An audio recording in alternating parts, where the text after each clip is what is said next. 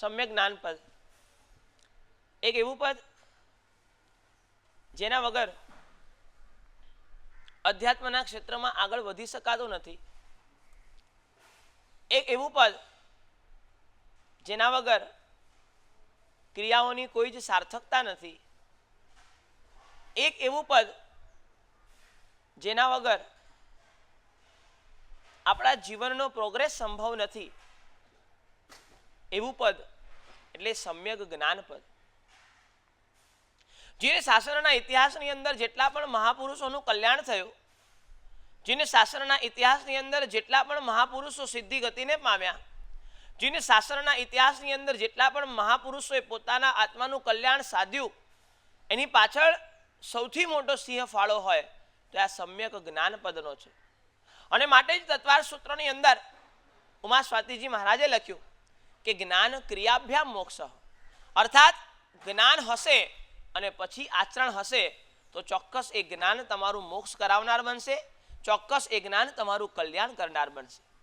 કલિકાલ સર્વજ્ઞ હેમચંદ્રાચાર્યજી મહારાજ હોય, યાકીની મહત્તરા સ્વરુ હરિભદ્રેશ્વરી મહારાજ હોય, અકબર પ્રતિબોધક હીર સુરેશ્વરજી મહારાજા હોય, મહામહોપાધ્યાય યશોવિજયજી મહારાજ હોય કે પછી શાસ્ત્ર વિશારદ ધર્મ સુરેશ્વરજી મહારાજ હોય, બધાએ માત્ર ને માત્ર સમ્યક જ્ઞાન પદની આરાધના કરીને પોતાનું તો કલ્યાણ સાધ્યું, સમજો, પણ પોતાના કલ્યાણની સાથે સાથે સંસારમાં અનેક લોકો માટે કલ્યાણનો માર્ગ ખોલી નાખ્યો. એ આ સમ્યક જ્ઞાન પદની તાકાત છે. આપણી પાસે જ્ઞાન તો છે પણ સમ્યક જ્ઞાન નથી, સાચું જ્ઞાન નથી. એવું જ્ઞાન નથી જે જ્ઞાન તમારા અને મારા આત્માનું કલ્યાણ કરી શકે, જે જ્ઞાન દ્વારા આપણો કલ્યાણનો માર્ગ ખુલી જાય, જે જ્ઞાન દ્વારા નિશ્ચિત આપણું કલ્યાણ કરતા કરતા આપણે ઉર્ધ્વ ગતિને પામી શકીએ. એ જ્ઞાન આપણી પાસે નથી. અને માટે સમ્યક જ્ઞાન પદની આરાધના કરતા કરતા એક જ પ્રાર્થના કરવાની છે કે એવું જ્ઞાન જોઈએ કે જે જ્ઞાન દ્વારા અમારું કલ્યાણ થાય, એવું જ્ઞાન જોઈએ જે જ્ઞાન દ્વારા અમને સાચો માર્ગ દેખાય, એવું જ્ઞાન જોઈએ જે જ્ઞાન દ્વારા અમને ક્યાંક ને ક્યાંક એ સફળતાના જીવનની સફળતાનો રાજમાર્ગ મળી જાય. જો જીવનની અંદર સમ્યક જ્ઞાન મેળવવું હશે તો 3 સંકલ્પો તમારે કરવા જ પડશે. 3 સંકલ્પો જો તમારા જીવનની અંદર હોય નહીં તો નિશ્ચિત તમે સમ્યક જ્ઞાન સુધી પહોંચી શકશો નહીં. જ્ઞાન સુધી તો આજના સમયની અંદર ગૂગલ અને ચેટ જીપીટીના માધ્યમથી હજારો લાખો કરોડો લોકો પહોંચી જાય છે, પણ એ માત્ર ઇન્ફોર્મેશન છે, એ માત્ર નોલેજ છે, એ વિઝડમ નથી બની શકતું, એ કલ્યાણનું કારણ નથી બની શકતું. અને એવું કલ્યાણનું કારણ જે જ્ઞાન છે એ સમ્યક જ્ઞાન છે. અને એ સમ્યક જ્ઞાન મેળવવું હોય તો ચોક્કસ 3 સંકલ્પો જીવનની અંદર કરવા પડે. પહેલો સંકલ્પ જ્ઞાનની ભક્તિ. આપણો દરરોજનો ક્રમ એવો હોવો જોઈએ કે કાં તો 10 મિનિટ વાંચન થાય, કાં તો એક નવી ગાથાને ગોખવાનું થાય. જો જ્ઞાનની ભક્તિ નહીં કરીએ, કોઈ એમ કે સાહેબ અમને યાદ નથી રહેતું, કોઈ એમ કે સાહેબ અમને કંટાળો આવે છે, અમે વાંચી શકતા નથી, પણ બરાબર સમજી લેજો, જ્યાં સુધી એની અંદર તમે પુરુષાર્થ નહીં ફરવો ત્યાં સુધી આ જ પરિસ્થિતિ રહેશે. પરિસ્થિતિ કોઈ ચમત્કારથી બદલાવાની નથી, તમારા પુરુષાર્થથી જ બદલાવાની છે. માટે હંમેશા સતત પુરુષાર્થ કરતા રહો. પહેલો નિયમ જ્ઞાનની ભક્તિ. જો સમ્યક જ્ઞાન મેળવવું છે તો પહેલો સંકલ્પ જ્ઞાનની ભક્તિ. જ્ઞાનની ભક્તિ શું? તો કે રોજ કમસે કમ 10 મિનિટનું વાંચન અથવા તો રોજ એક નવી ગાથાને કંઠસ્થ કરવાનું. આ જ્ઞાનની ભક્તિ નહીં હોય ત્યાં સુધી સમ્યક જ્ઞાન સુધી તમે નહીં પહોંચી શકો. બીજો સંકલ્પ જ્ઞાનીની ભક્તિ.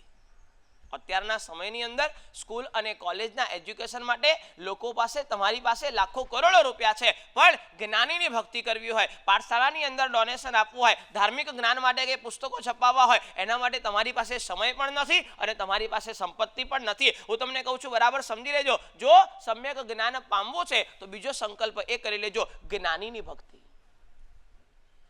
કોઈ પાઠશાળાના ટીચર હોય એની ભક્તિ, ક્યાંક પાઠશાળાની અંદર બાળકો ભણતા હોય એમની ભક્તિ, પાઠશાળાની અંદર ક્યાંક લાભ લેવાનો હોય એ ભક્તિ. જ્ઞાનીની ભક્તિ કરતા કરતા, ગુરુ ભગવંત જ્ઞાની હોય, તમને બોધ આપતા હોય એમની ભક્તિ, એ જ્ઞાનીની ભક્તિ કરતા કરતા તમારા જીવનની અંદર સમ્યક જ્ઞાનની પ્રાપ્તિ થશે. અને ત્રીજો સંકલ્પ એ કરવાનો છે કે જ્ઞાનની આસાધનાથી મુક્તિ. બરાબર સમજી લેજો. જ્ઞાનની ભક્તિ, જ્ઞાનીની ભક્તિ અને આસાધનાથી મુક્તિ. જે તમારા જીવનની અંદર તમારા ડોરમેટથી લગાડીને તમારા ટી શર્ટ ઉપર જ્યાં સુધી જ્ઞાનની આસાધના તમે કરો છો, કાગળની અંદર તમે આહાર કરો છો, કાગળની અંદર તમે આરોગો છો, કપડાં લખેલા તમે કપડાં પહેરો છો, તમારા ડોરમેટ ઉપર વેલકમ લખેલું હોય છે, આ જેટલું પણ છે ને બધી જ એ જ્ઞાનની આસાધના છે. માટે તમને કહું છું કે જીવનની અંદર બરાબર સમજી લેજો, જો તમારે સમ્યક દર્શન પ્રાપ્ત કરવું છે તો જ્ઞાનની આસાધનામાંથી બચવું પડશે. જે પણ લખેલું છે એ બધું જ તમારા માટે પૂજનીય છે, જે પણ એના ઉપકરણો છે જ્ઞાનના એ બધા જ તમારા માટે પૂજનીય છે. એની ક્યાંય પણ આસાધના થઈ તો ચોક્કસ જ્ઞાનની આસાધના થશે, અને જ્ઞાનની આસાધના થશે તો સમ્યક દર્શનની પ્રાપ્તિ નહીં જ થાય. અને માટે હું તમને કહેવા માંગુ છું કે જ્ઞાનની આસાધના થશે તો સમ્યક જ્ઞાનની પ્રાપ્તિ નહીં જ થાય. માટે હું તમને કહેવા માંગુ છું જીવનની અંદર બરાબર સમજી લેજો, સમ્યક જ્ઞાન મેળવવું છે, કારણ કે જ્ઞાન વગર આપણે શૂન્ય છે.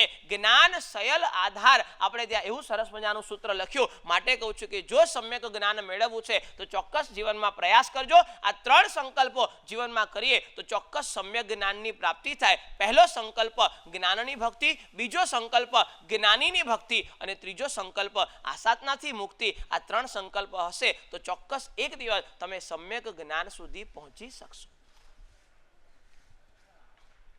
એક